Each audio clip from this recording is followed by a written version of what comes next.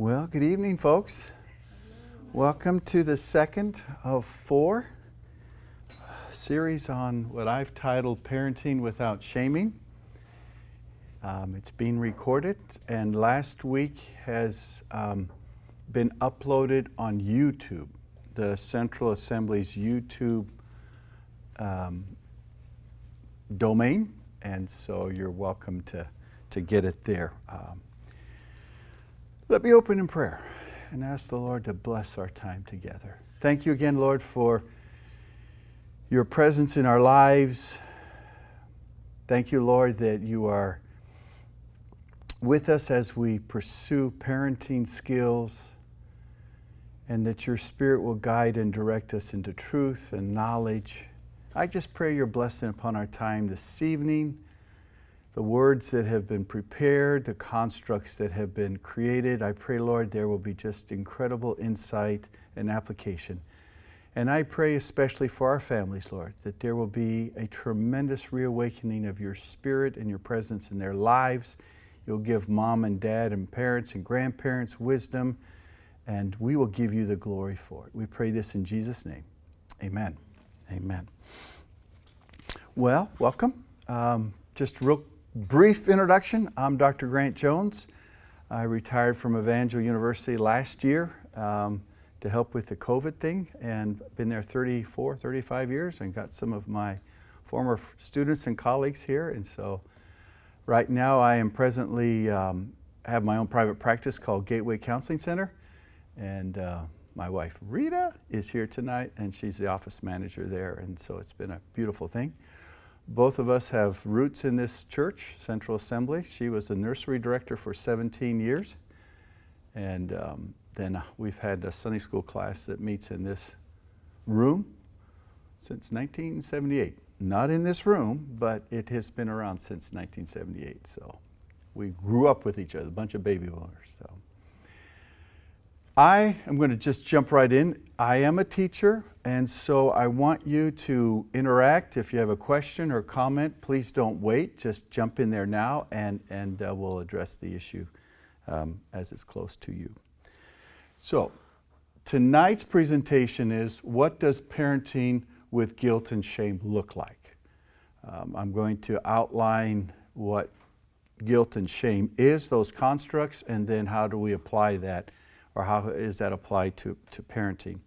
So this is the second of four series. We're toying around the idea of the fifth. It's just geared to teens. How do we parent teens? So we'll see if there's any interest in that, and I'm okay doing that. So last week, parenting with a mission, what's the end goal? Tonight, what does parenting with guilt and shame look like? Next week, what we're going to do is how to successfully discipline without using punishment and shaming strategies. That's going to be the meat of it. And then the fourth one, putting all together 5 keys to successful parenting, and we'll use that. So maybe the fifth one, if there's an interest, we'll look at what to do with teens especially, because they are a unique entity. So let me quickly review. I shared this last week. This is what we know are key constructs for a child, adolescent to become a successful adult.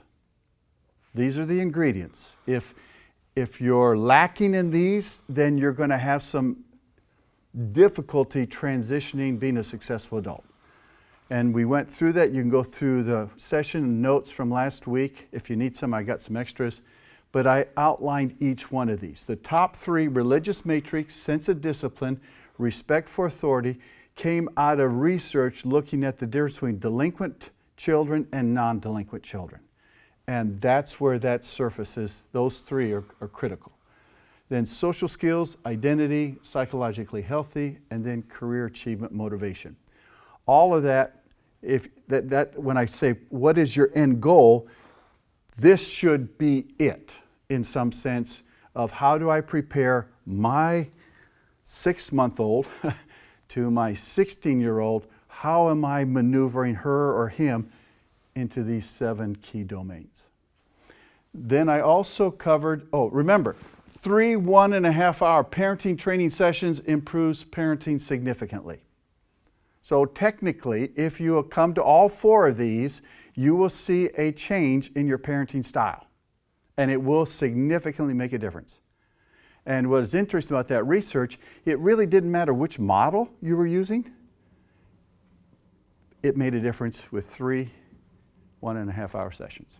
So no matter what's happened to you, you're not a bad parent, okay? Just put that on the books. You're just a normal parent.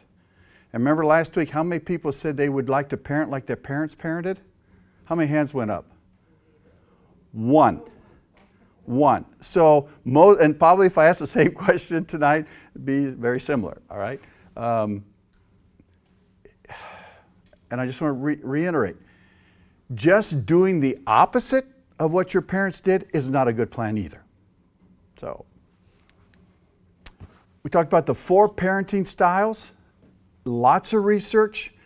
Please, if you're in that process of parenting, go back and review them.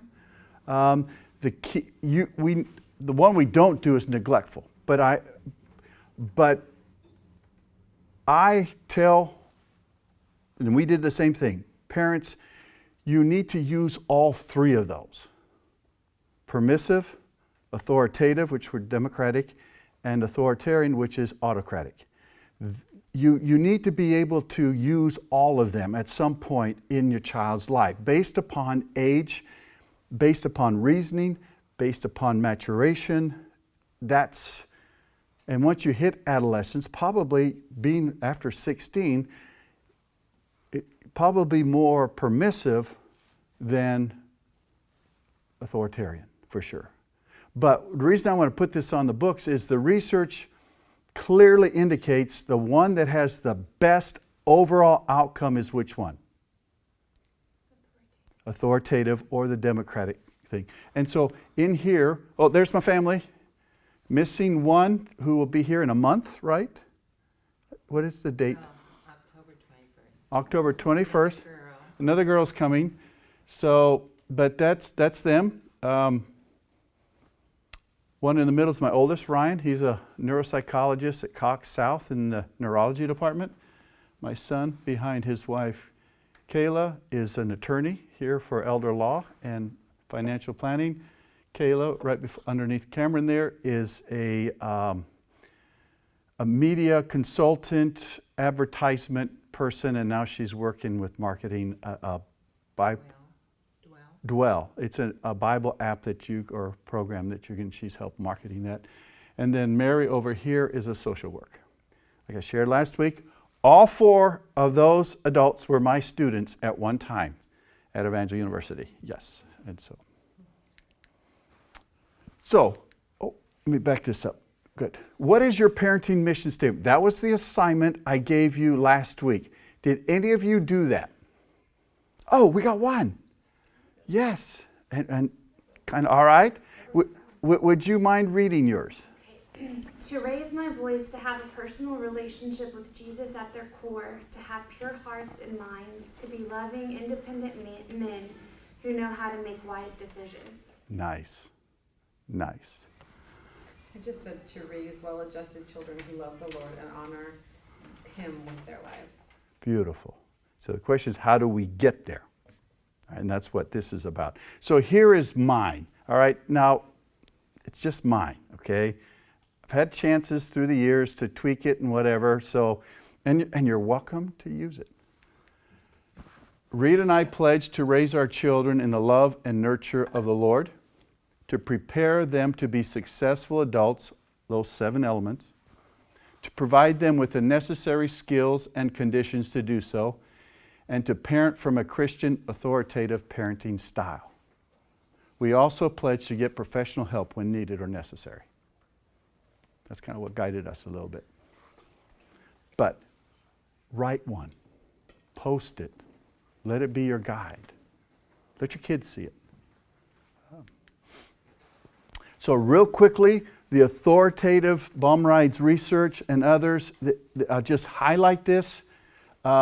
See the rights and duties of parent and children as complementary. We're working together. It's a cooperative. It's not a one down, one up thing. And it changes in direct relationships to the child's developmental stages. Parents believe they should be aware of and receptive of child's needs and views before taking any action regarding their behavior. So now before you react, you interact. I don't think I've ever said that before. Before you react, interact.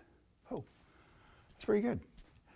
For someone that has no creativity. So, see children as maturing through stages with qualitative different features. If you've had more than one child, how alike are they or how not alike are they? And one of the things I want to say is don't treat every child the same, because not every child is the same.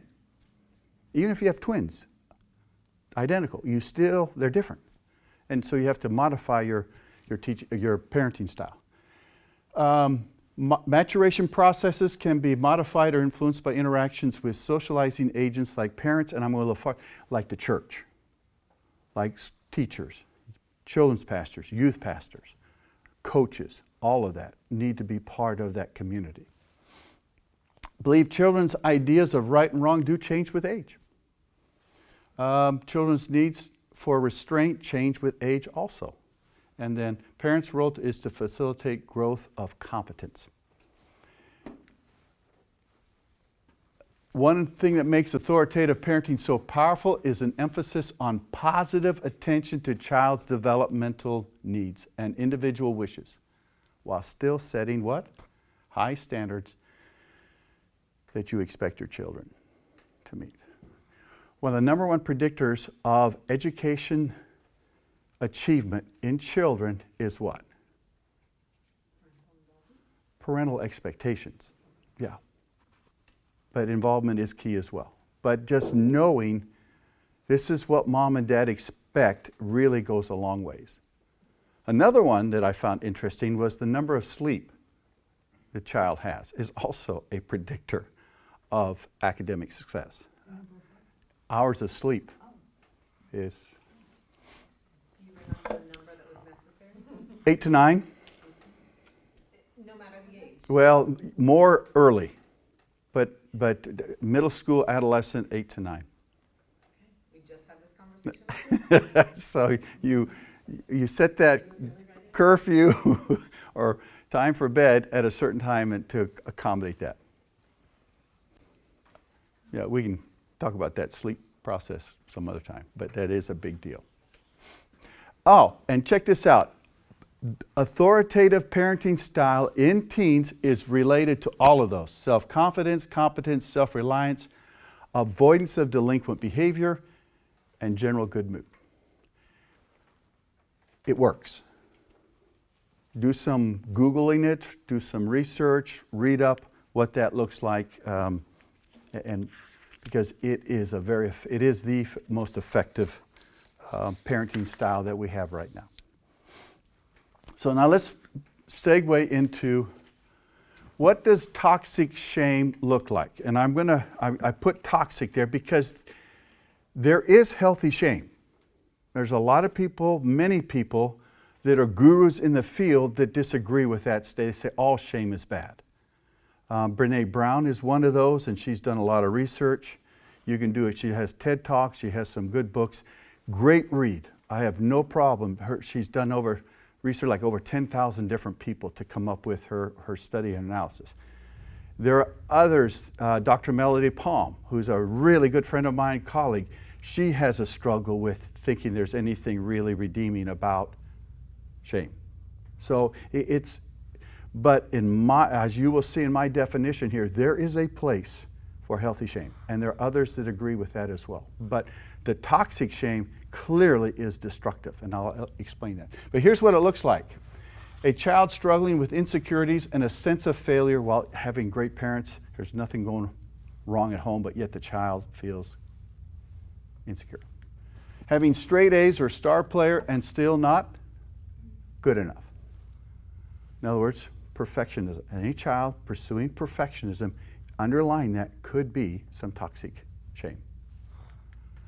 Actively involved in church activities and ministries, yet still feels inadequate and not loved or saved by Jesus.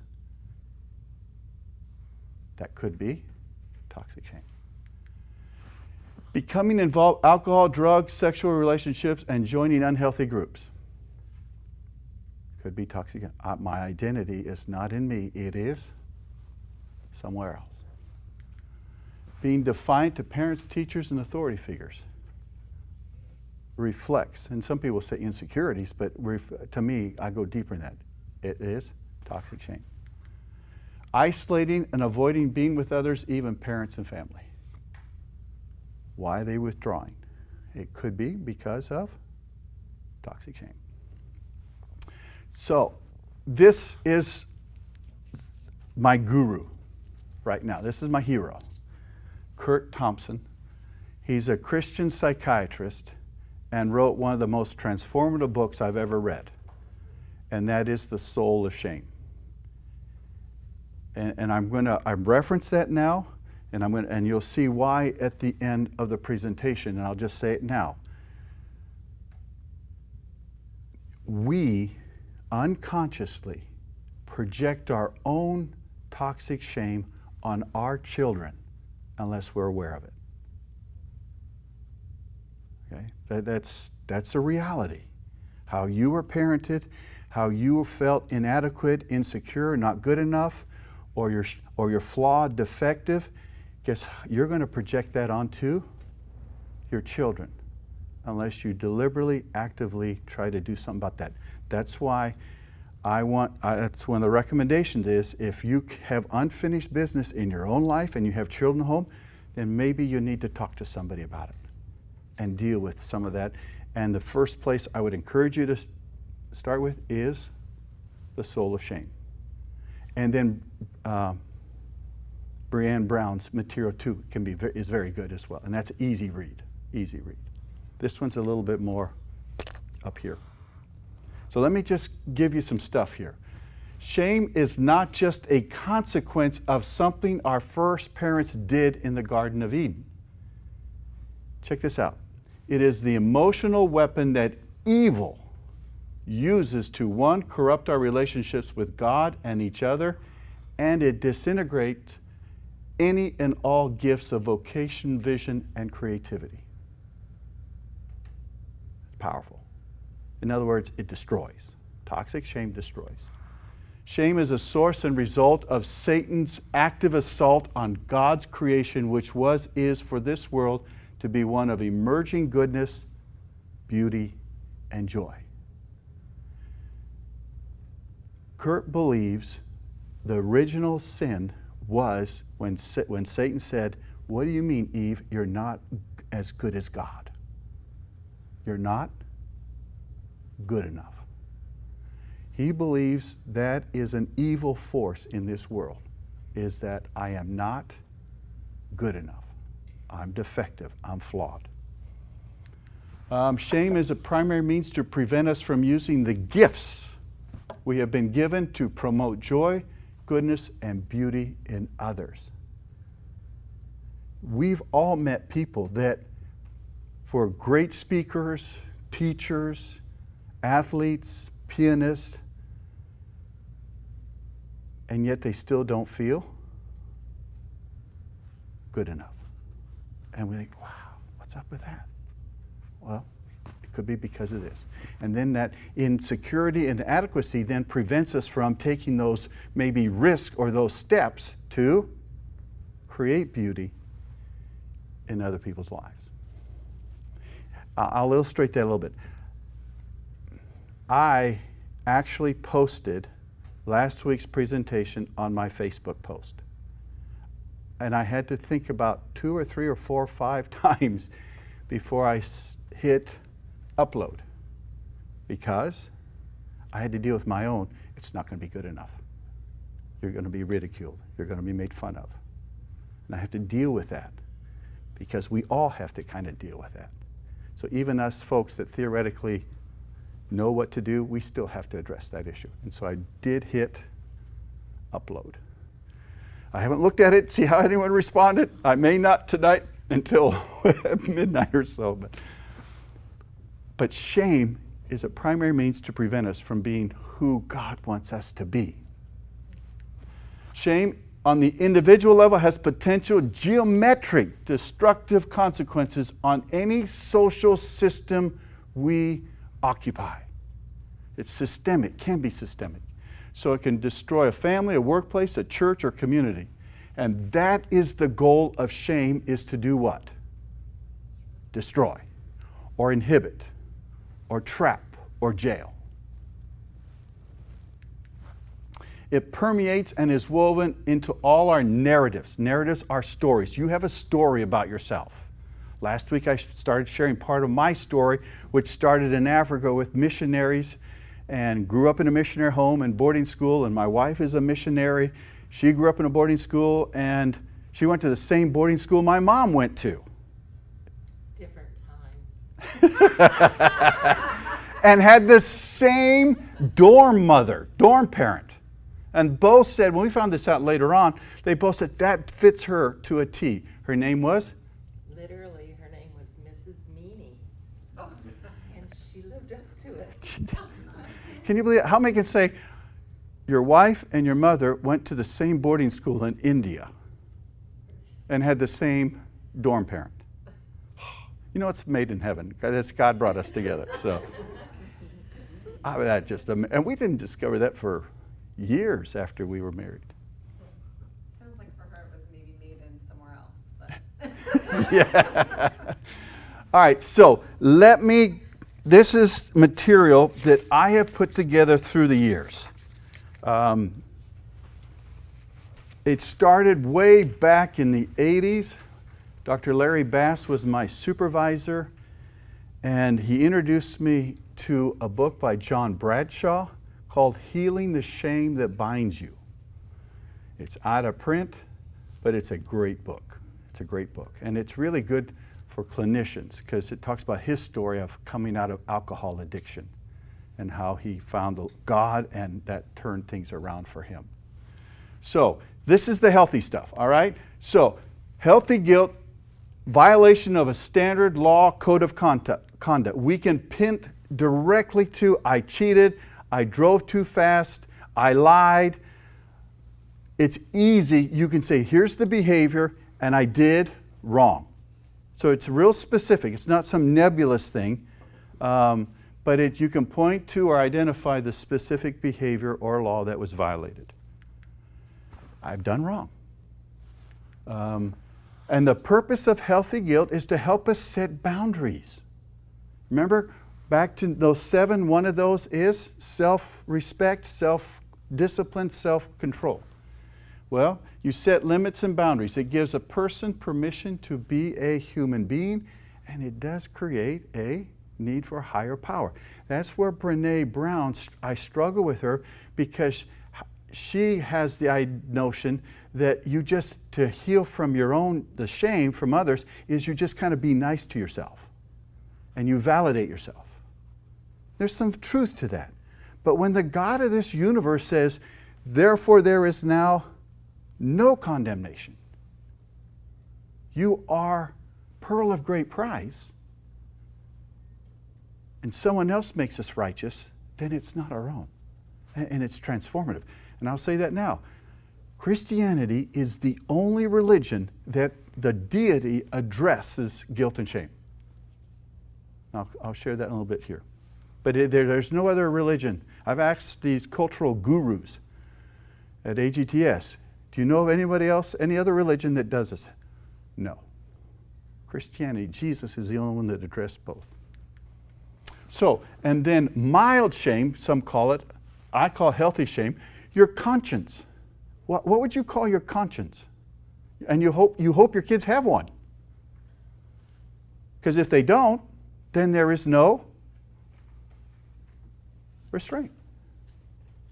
So we need that sense that, and it is a self-negation affective state or a negative self-assessment. And it focuses on the behavior. Here's the difference. I was speeding. Yes, officer. I was in a rush, but yes, I was still speeding. Or whatever excuse you come up with, I'm still guilty. Okay? And I own up to that. But it doesn't mean I'm a bad person. It just means maybe I am a bad driver. How many have never got a speeding ticket? Ah, okay. No, I have got several. No. But between my wife and I, who's talked themselves out of it the most? Yeah, there you go. Yes. It always worked better when I was younger. They give me the ticket anyway. Yeah. And I want to come back to that thing about the speeding ticket. And it's, I am wrong. I take culpability. Yes, I messed up. And the purpose of healthy shame, this is where I want to go with. It is to take responsibility for my behavior so that I can change destructive acts or behaviors. It helps rein in our impulses so we can stay safe, live with others, and attain our goals. So in other words, it's critical for self-regulation. I have to have that conscience. I have to, and if I don't feel this, I'm not going to change my behavior. i.e., how many of you, after you got that speeding ticket, never sped again? For the audience, not a hand went up. For a month or two. Maybe for a half hour. Yeah, but you're right. Because we don't feel so badly enough to want to change that behavior. You have to feel bad because you don't want to feel that way anymore to change your behavior. So if there's no conscience, that's what we call a sociopath. There is no, they're guilty, but they don't care. They don't want to change their behavior. Oops, sorry. So that's good. We can foster this with our children by the type of discipline we implement. I share this story, and it's always emotional, even though it happened years ago. But one of the shaming techniques that I had to deal with was an angry parent who could become very verbally destructive.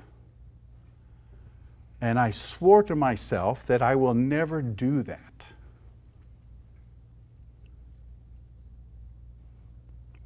To my kids. And so the oldest, Ryan, is learning how to drive. And you already know where I'm going with this, probably. And so, on our way to church, of course. Yeah, and so, okay, Ryan, time to do some driving. Okay, Dad. So, we're in the van, or in the car. Was it a van? I think it was a van. He just put it in, no, it was the other vehicle that had the four-wheel drive. And so he just put it in reverse and just backed up and went off the road into the mud, the crud, because we had a driveway that was out of rocks or whatever. And I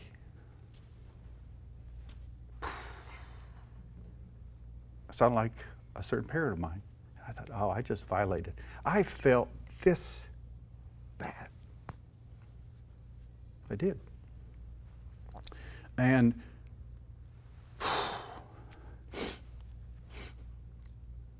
he was gracious. He just said, Dad, we got four-wheel drive. And so then that didn't help any. But nonetheless, what did I do? When it all settled down, I went to him and I apologized. And I said, I screwed up, son. I said, you didn't do anything that warranted me acting that way. And I'm sorry. I felt so bad. Did I ever do it again? No. Did I want to? Yes. But that self-restraint helped me because I didn't want to feel that crappy ever again. So there is healthy shame. And we can teach that. We can encourage that with our children. I'll show you how to do that here. So this is the destructive part. There is toxic guilt, where you blame yourself for something that you've not done or responsible for, and you say it's my fault when it really wasn't. It's my fault that my parents got a divorce. It's my fault that if I hadn't been acting up, maybe we wouldn't have had the wreck. And you just keep blaming yourself. It's my fault because if I'd been a better child, my parents would not have had so much anger and animosity, or they wouldn't need to do drinking. You see where I'm going with that? How do you fix that? Because it's a lie. It's a false belief. It's a false narrative. So that then leads into what? I did bad when I didn't, and then it leads into I internalize that.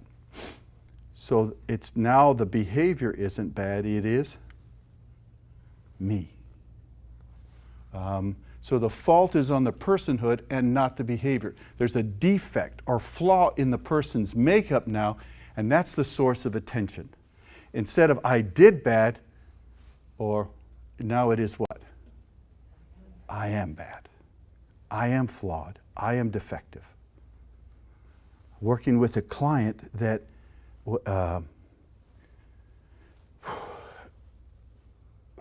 father was a pedophile. Okay? And she firmly believes that she was defiled. And so she holds on to that narrative, I was defiled. Not in the sense of my innocence and stuff was taken. I am now a tainted human being. I'm defiled, and I should be put out like they do in the Old Testament, put the person out of the camp. That is indeed what?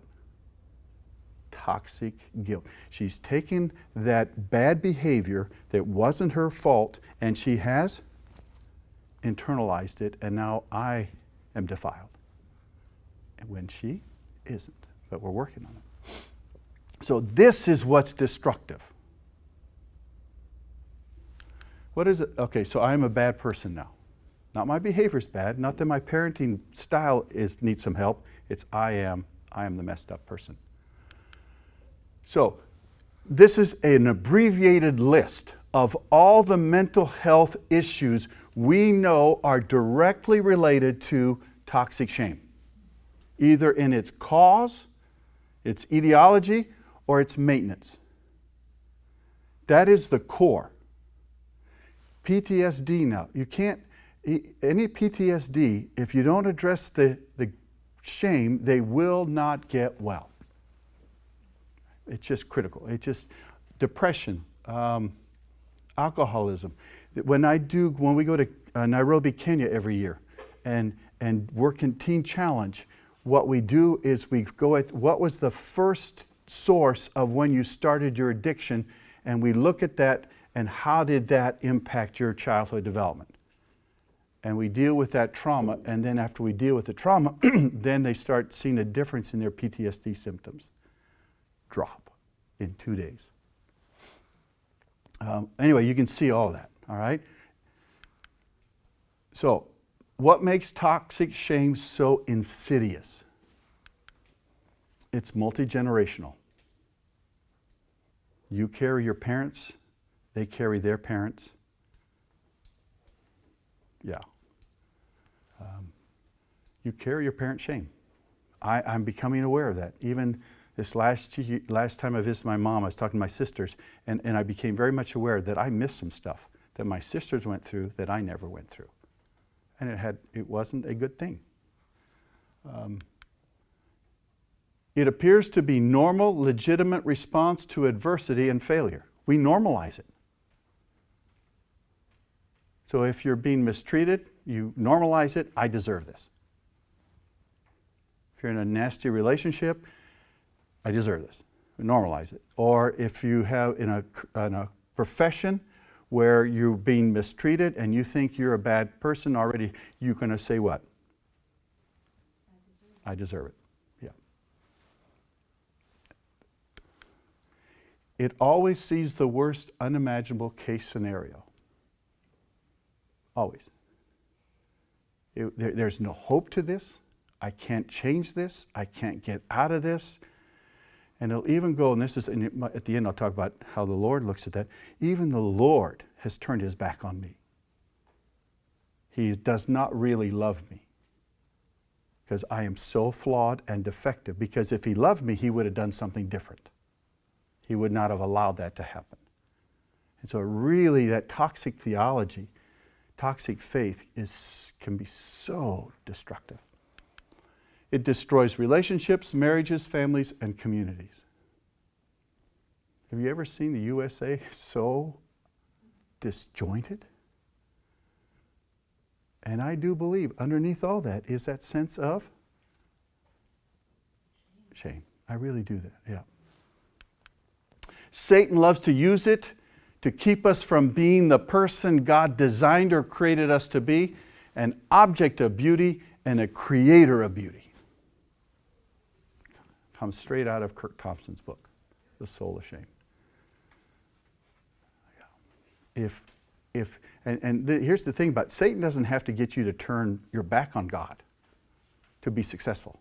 He doesn't have to say, okay, you're going to not be a Christian. Now, ultimately, he would love that. But if he can just get you to say, oh, I'm not good enough, I can't do that, I don't deserve that, or I shouldn't do that, because then what has he just done? That's correct. That's correct. Can I ask? Please. Is this typically something that's like only brought on by experience, or is this something they sometimes find genetic? I will say no to the genetics. I don't know of anything that would be. Now, Kurt Thompson said he actually goes, well, I may be backtracking here. He actually knows in the brain where this lies, the neural networks, and how that actually impacts your synaptic activity. So some may be more predisposed than others? I do believe that, especially if you're born different from others. Please. I know many people or some people are born with a higher propensity for anxiety in general. Correct. Or depression. Or there's strong. Play into that. Again, that predisposes you. You could say to yourself, okay, see, I am already born flawed, defective, because I struggle with depression, I struggle with anxiety, OCD, yeah. And that's a tough one, because that is the result of the fall, is that our bodies are flawed in that sense. Yeah. And so that's one of the first things that we have to do as a developmental task as an adolescent, is find a way to accept our body as it is. But great question. Thank you. So, how does toxic shame look like in parenting? And this is, now we're getting down to where the rubber meets the road. Trying to fix or heal your identity through your children. You're trying to compensate for something you didn't get, or you thought, and now you're going to try to live through your children for your identity. This is years ago, but when I got my doctorate at University of Missouri, Columbia, I was a TA. And so I would teach developmental psych, adolescent developmental psych, child developmental psych, and so we were getting to Erickson stuff on identity formation, and there's like 40, 50 people in there. And so I did the presentation, and then this gal came up and said, can I talk to you? Sure, go ahead. Says, when you talk about identity foreclosure, you're saying that my parents are picking my identity and I'm doing it for them. And I said, yeah, that's what identity foreclosure is. You're not taking your own identity. And I said, well, I've always wanted to be an artist. But my parents have always said, that probably us would say, how do you make money being an artist? I've always wanted to do that. And she was a sophomore. And I said, well, that's your call, you know. That was the last I ever saw her.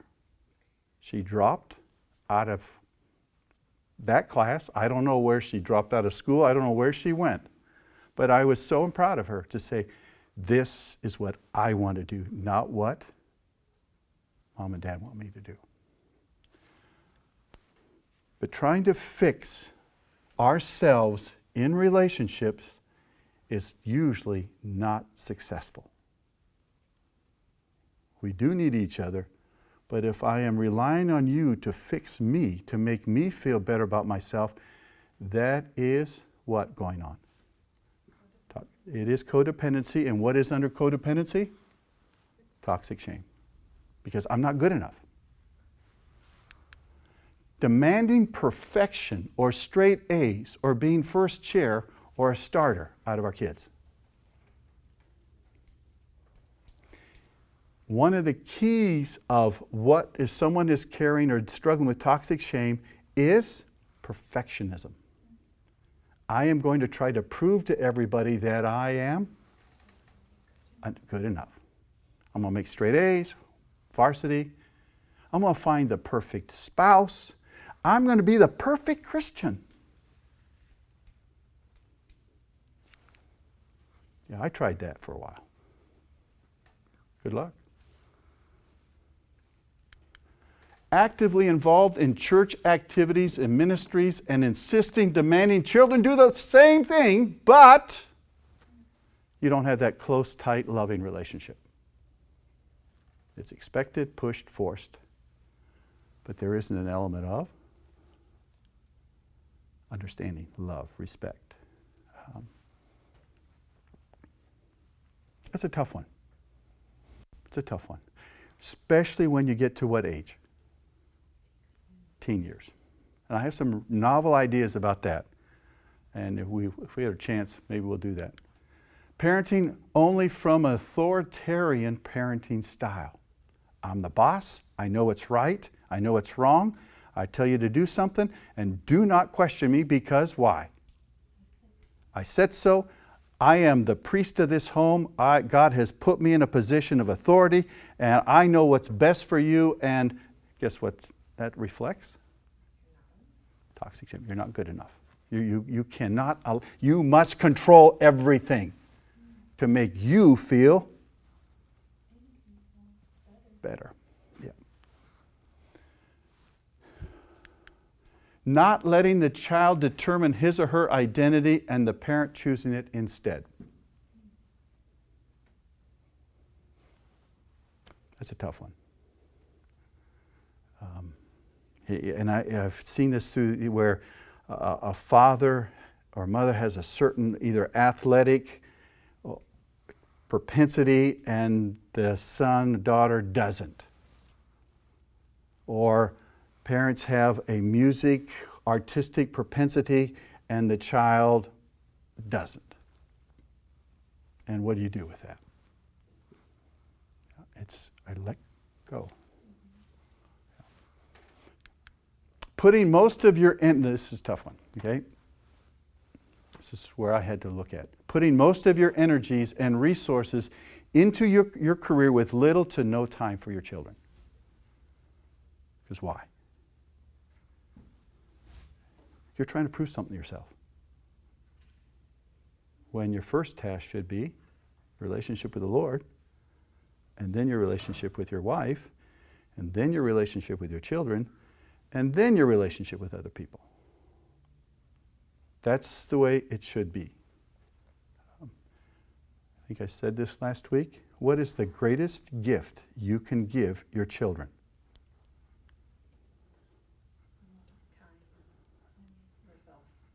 A good marriage. Number one predictor. Just think of all that, how that flows from that. Yeah. So, like when your kids were young, how many nights how often did you have a date night when you had kids?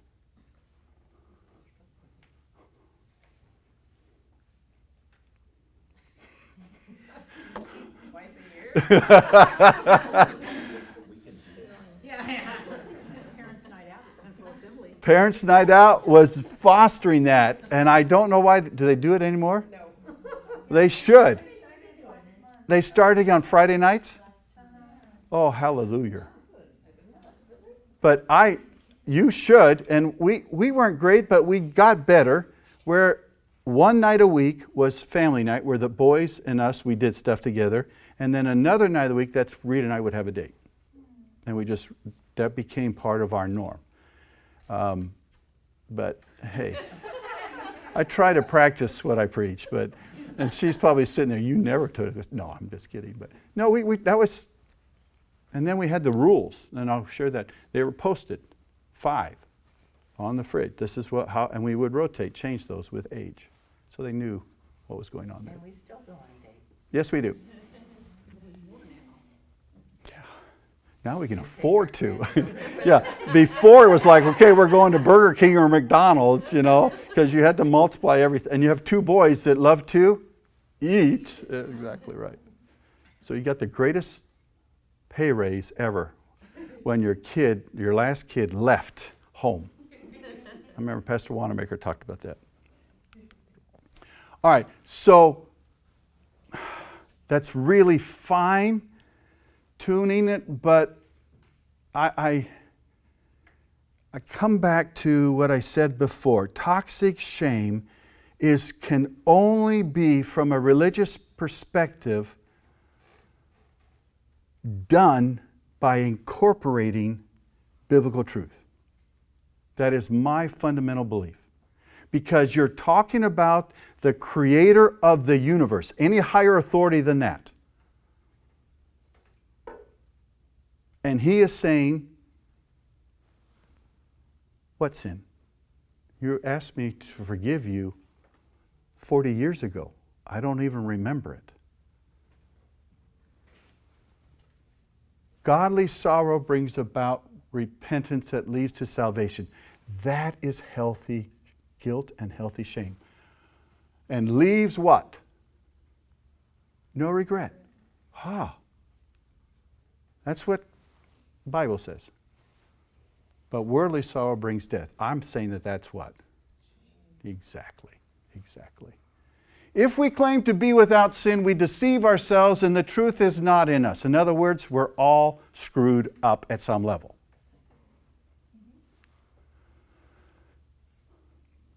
If we confess our sins, He is faithful and just and will forgive some of our sins and purify us some from all of that, whatever that is, all unrighteousness. All unrighteousness. If we claim we have not sinned, we make Him out to be a liar, and His word is not in us. My dear children, I write this so that you will not sin, but I know you're going to sin. So what? If anybody does sin, we have an advocate, the Father, Jesus Christ, the righteous one. And He is what? The atoning sacrifice for our sins. And not only our sins, but also the sins of the world. Psalm 103. For as high as the heavens are above the earth, so great is His love for those who fear Him. As far as the east is from the west, so far He has removed our transgressions from us. Therefore, there is now no condemnation.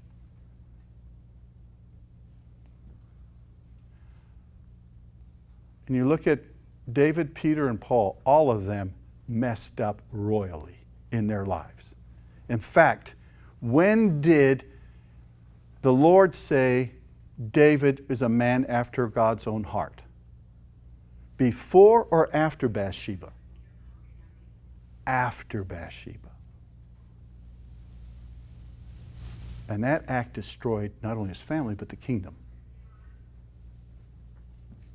And yet God said what? This is a man after my own heart. Okay. So how do I know God addresses shame? I didn't put the picture up here because I didn't. When you think of the crucifixion, and Jesus is on the cross, are His genitals exposed in most paintings and pictures? No. Have you ever seen one where His genitals were exposed? One has? I tried to get a student to draw one for me once because I was having a hard time finding one when I spoke at Evangel. And she refused. I said, no way, I'm not doing that. But when you see Jesus there nude, which he was, did he have to be nude to save our sins? No, he just had to what? Die. What was the person of dying on the cross? To humiliate the person. They didn't want to kill him. They wanted to humiliate them. And how do you do that in a Middle Eastern culture where everybody's dressed from head to toe? You show skin. And Jesus, there nude in front of the world, says, for the shame of the cross, I bore your sins.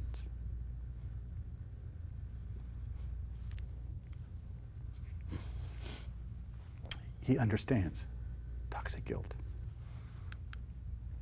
Yeah, Please. oh yeah. Something I had thought about was I just think it's really like humble as well that he came into the world being from Nazareth. Yes. Yes, and like the culture and jokes and puns that people had about you, like he came from a bad city Yeah. and a lowly job, no home, no money. Yeah. And it's like, that's really cool because most people would think, well, if you came in as a king Yeah. or a leader of an army, oh, well, you have to do that to be saved. And so, like, from birth to death, it was born in a manger, ending on a cross, like just a complete life of humility. Great way of saying that. Yes. Kind of like, think of what city would you not want to be born in Missouri? And that's where Jesus came from.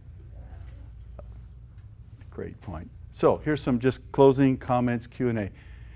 Have you addressed how you were parented and examined your family of origin issues?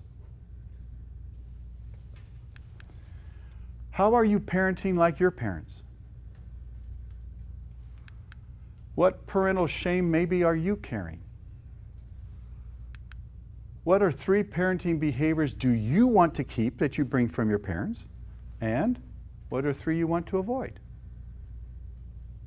I think that's a good start. Good start. Remember, what did I say? Just 3 sessions, and it will have a significant impact on your parenting style. So you've done 2. So make sure you come to a 3rd one, otherwise it's all null and void. No, I'm kidding. I'm just kidding. It's very QVC when you add that. Remember, just 3 seconds.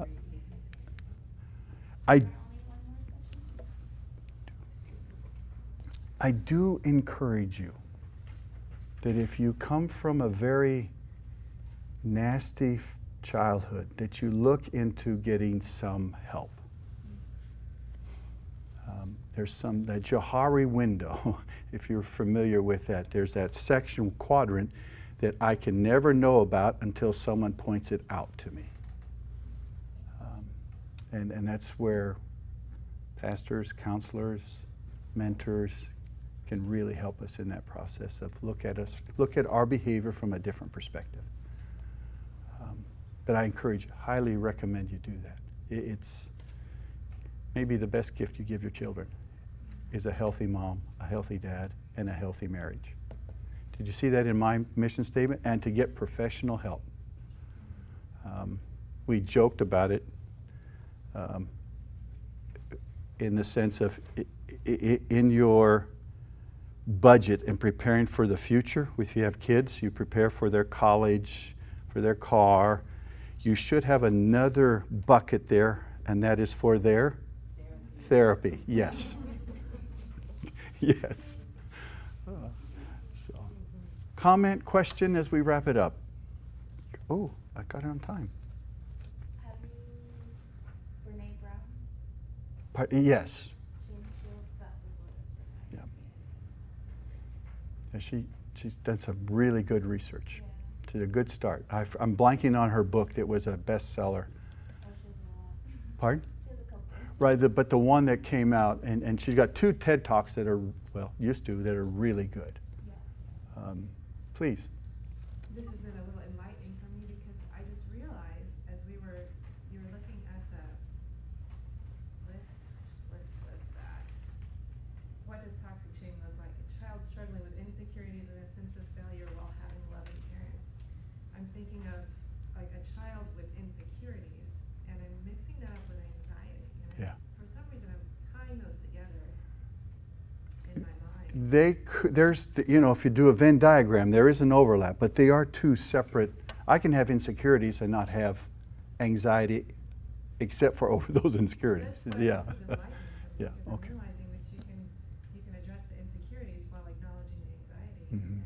and separate them and in essence help deal with that Yes. insecurity. I agree. Cut it out. It's a good point. I'm glad that's separated for you, yeah, because they're treated differently.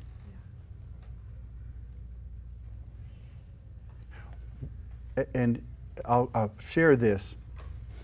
One of the hardest things, most destructive things that Christian parents can do is to use Scripture as a weapon, as a club. What do I mean by that? And I'm gonna unpack that next week, but I'm just giving you a teaser. Because when you incorporate God into your parenting style, it gets really messy because then they start looking at God through your lenses, not through Scripture lenses. Toxic faith is so destructive. And I'll share more about that next week. But we as Christians have to be very cautious and careful how we use Scripture in our parenting decisions and style. Hope that makes sense. All right, let me close in prayer. Thank you, Lord, for being here with us tonight. Thank you that your word has such powerful influence on how we see ourselves and how you see us. Lord, I pray that before every person here puts his or her head to the pillow tonight, they will feel your presence and your love and how much you adore us and value us and esteem us regardless of what you've done or we've done. And I pray you will show us, Lord, where we need to tweak our parenting that has that sense of toxic shame. Help us, Lord. Through your Holy Spirit, nudge us and say, maybe you need to change that or work on that. And we'll give you the glory for it. We thank you, Lord. I pray a blessing on every member here. Give them a great evening. Bless their families. And we will give you the glory, the honor, and the praise. Amen. Amen. Dr. Jones, are we meeting next week? Yes. Right here, same time, same place, same channel. How many women are going to the ladies' thing that night? Oh, is there a lady thing that night? Yes, there's high-low. Ah. I'm on the leadership, and I hate to miss this, but I have to I understand. be there. Is there a way? I know you said that this is going to be on YouTube. It'll be recorded just like it is tonight, yes. Can we stop by either before or after and grab a handout? Oh, absolutely. If we're going to be, because I don't. Oh, wanna miss. absolutely. Okay. I'm just wondering though, if most of us are moms in here and that event's happening, is there a way to push it? Push this or them. I just show up. So if the church is willing, I don't mind doing it on a Thursday night. Just the night after. I looked at my wife. Oh, just push it a whole week. So not meet next week. Right. Yeah. So hopefully, remember that? Hopefully no one shows up next week. When you to see get that the you're alone word. next week, enjoy. Well, I'm okay with that. We'll just, because there was another week that was open, and so we would just push it back. And But then that means no teen talk? well, we can weave that in there. That last one, I'll bring in the teen stuff and combine it. I can do that. As long as there's not another class that's supposed to start 2 weeks after. Well, I will look into it. So we'll find a way of getting taking care of this need. I'm easy. I'm Thank flexible. you.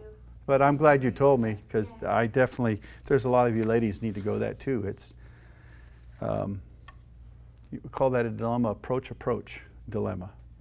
You have to choose between two things you want.